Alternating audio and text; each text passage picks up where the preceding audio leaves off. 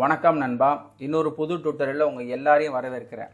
இப்போ இந்த வீடியோவில் இந்த மாதிரி ஒரு டேபிளுக்கு சப்ஸ்டன்ஸ் பெயிண்டரில் எப்படி டெக்ஸ்சர் பண்ண போகிறோம் தான் பார்க்க போகிறோம்.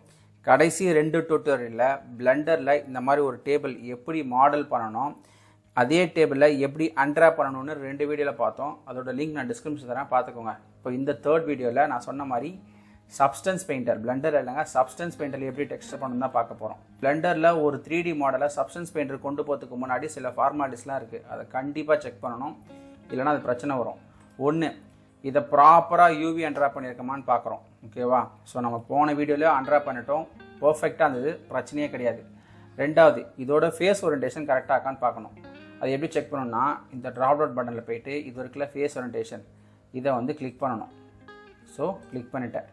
இப்போ எதெல்லாம் ப்ளூ கலரில் இருக்கோ அதெல்லாம் ஃபேஸ் ஓரியன்டேஷன் கரெக்டாக இருக்குன்னு அர்த்தம். ரெட் கலரில் இருக்குது ஃபேஸ் ஓரியன்டேஷன் தப்பு. இந்த பர்டிகுலர் மாடல் பார்த்திங்கன்னா இந்த 3 லெக் பர்ஃபெக்ட்.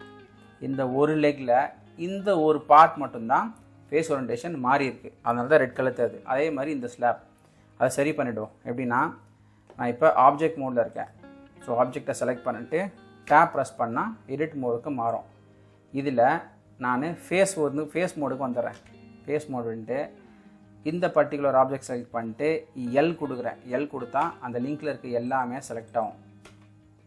ஆயிடுச்சா? இப்போ இதில் மெஷ்ஷு, நார்மல்ஸு, ஃப்ளிப்பு, இது ஓகேவா? இப்போது இவர் ப்ளூ கலரில் ஆகிட்டு இவரும் ஃபைன். நான் இப்போது இந்த ஆப்ஜெக்ட் செலக்ட் பண்ணிக்கிறேன்.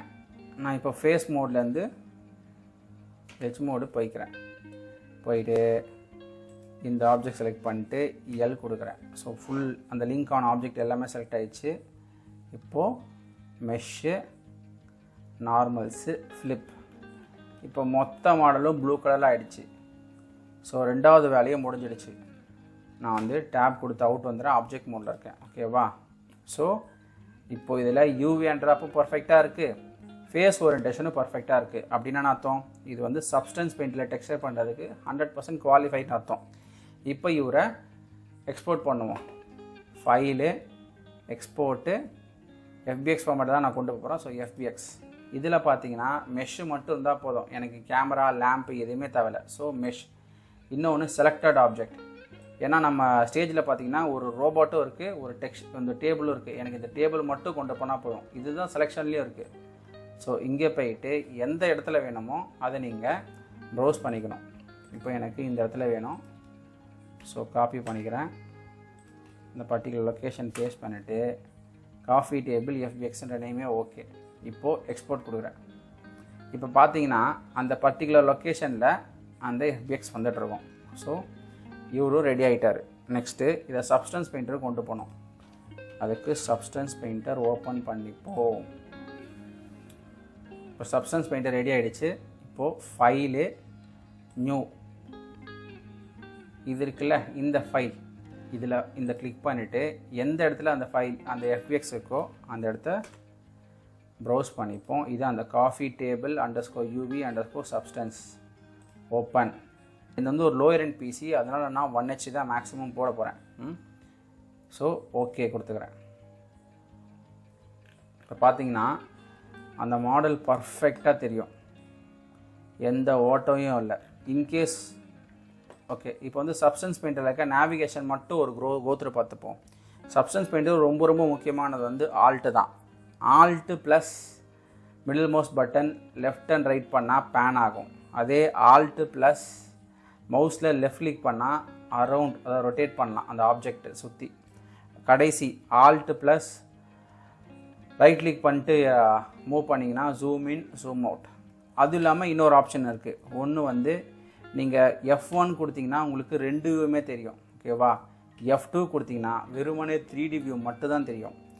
F3 கொடுத்தீங்கன்னா வெறுமனே 2D வியூ தான் தெரியும். இப்போ நான் F2 கொடுத்துக்கிறேன். அப்படின்னா எனக்கு 3D வியூ மட்டும் தெரியுது. ஓகேவா?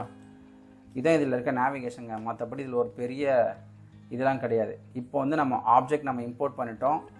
ஆப்ஜெக்டை பர்ஃபெக்டாக செக் பண்ணிக்கிறதா, ஹோல் கீல் தெரியுதா, எதுவுமே இல்லை. ஸோ இதை நம்ம பேக் பண்ண போகிறோம். இந்த டெக்ஸ்சர் செட்டிங்னு இருக்கும், இங்கே கிளிக் பண்ணிவிட்டு கீழே பேக் மெஷ் பேப்.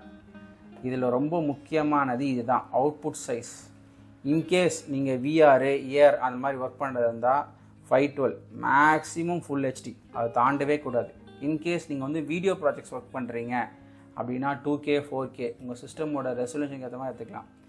நான் வந்து 512 எடுத்துக்கிறேன், ஏன்னா சிஸ்டமும் கம்மி, பவரும் கம்மி, ப்ளஸ் நான் ஏஆர்விஆர் தான் யூஸ் பண்ண போகிறேன். நெக்ஸ்ட்டு இங்கே கடைசியாக இந்த ஆன்டி அலைசிங் ஆப்ஷன் இருக்குல்ல, இது மட்டும் நான் 2/2 கொடுத்துக்கிறேன். அப்புறம் பேக் செலக்டட் ஆப்ஜெக்ட்ஸ், இது சிஸ்டமோட ஸ்பீடுக்கு ஏற்ற மாதிரி இந்த பேக்கிங்கோட டைம் வந்து இன்க்ரீஸோ டிக்ரீஸே ஆகும். ஓகேவா? பேக்கிங் முடிஞ்சோடனே பார்க்கலாம். இப்போ பார்த்தீங்கன்னா 100% வந்துடுச்சு. இப்போ வந்து நம்ம பேக்கிங் ப்ராசஸ் முடிஞ்சிடுச்சு, எல்லாமே டிக் வந்துடுச்சு, 100% வந்துச்சு, ஓகே கொடுத்துக்கிறேன். இதுதான் நம்ம பேக்காய் வந்தோட வேல்யூ. ஓகேவா? இதில் நமக்கு எந்த வேல்யூ இல்லை. ஸோ 100% முடிஞ்சிச்சதுக்கான அறிகுறி. இப்போது நான் லேயருக்கு போய்க்கிறேன். லேயர் போயிட்டு இந்த மெட்டீரியல்ஸ் இருக்குல்ல, இதில் வந்து வுட்டுன்னு ட்ரை பண்ணிக்கிறேன். வுட்டு அப்படின்னா இதில் இருக்க டிஃபால்ட்டு 3 வுட் இருக்குது. வந்து கருப்பு கலர், இது வந்து ஒரு பழைய வுட் ரஃப்னஸ் வுட்டு, இது வந்து ஒரு பாலிஸ்டான வுட். இப்போ வந்து எனக்கு இந்த பிளாக் கலர் வுட் ஓகேன்னு வச்சுப்போனா, இப்போது இதை கிளிக் பண்ணிவிட்டு இந்த லேயரில் ட்ராக் பார்த்திங்கன்னா அந்த வுட் அப்ளை ஆகிடுச்சு. ஆனால் எனக்கு இதில் ஒரு சின்ன மித்து இருக்குது. எந்த ஒரு ஆசாரியுமே வந்து இந்த கால்லாம் பார்த்திங்கன்னா இந்த மாதிரி கட் பண்ண மாட்டான். இது வந்து வேர்ட்டிக்கலாக இருந்தால் தான் அவர் ஒரு நல்ல ஆசாரின்னு அர்த்தம். அதே மாதிரி இதுவும் இந்த மாதிரி தான். இது வந்து இது வந்து இந்த மாதிரி இருக்கணும், ஹாரிசான்டலாக இருக்கணும். ஸோ அதுக்கு நம்ம என்ன பண்ணோம்னா இந்த டெக்ஸ்சரை 90 டிகிரி ரொட்டேட் பண்ணிப்போம். இந்த ரொட்டேட் இருக்குல்ல, இதை சுத்தவும் செய்யலாம், அப்படி இல்லைனா இங்கே போயிட்டு 90 டிகிரி ஒரு என்டர். ஓகே, எனக்கு இது 100% ஃபைன். கொஞ்சம் பெருசாக இருக்குன்னு ஃபீல் பண்ணனா நான் இந்த ஸ்கேலிங் வேல்யூ 1ன்றதை 2ன்னு மாற்றிக்கலாம். ஓகேவா?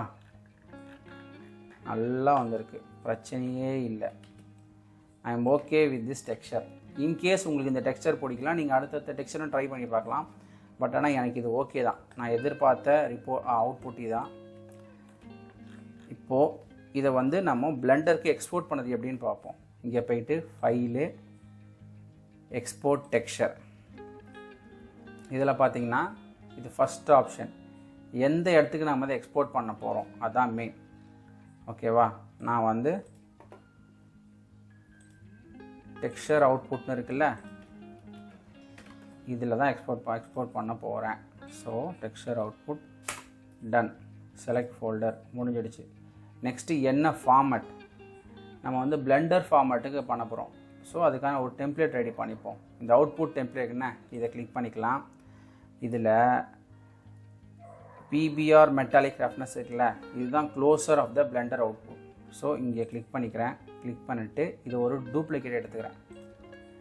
டூப்ளிகேட் எடுத்தோடனே இதுதான் அந்த டூப்ளிகேட். இதோட நேமும் நான் ரீநேம் பண்ணிக்கிறேன். இப்போது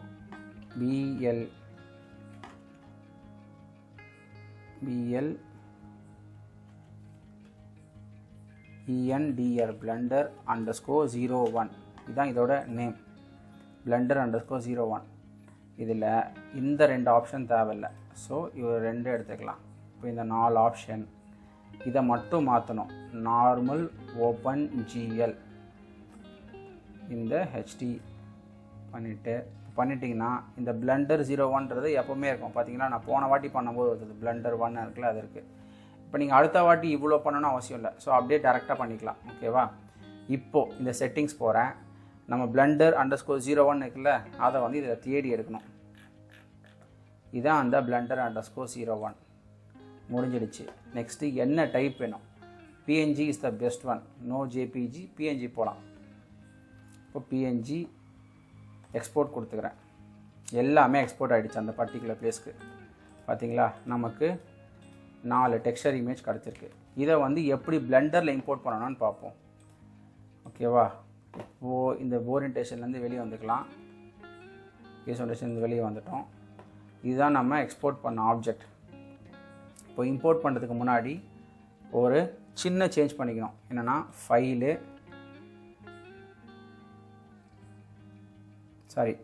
எடிட்டு, ப்ரிஃபரன்ஸு,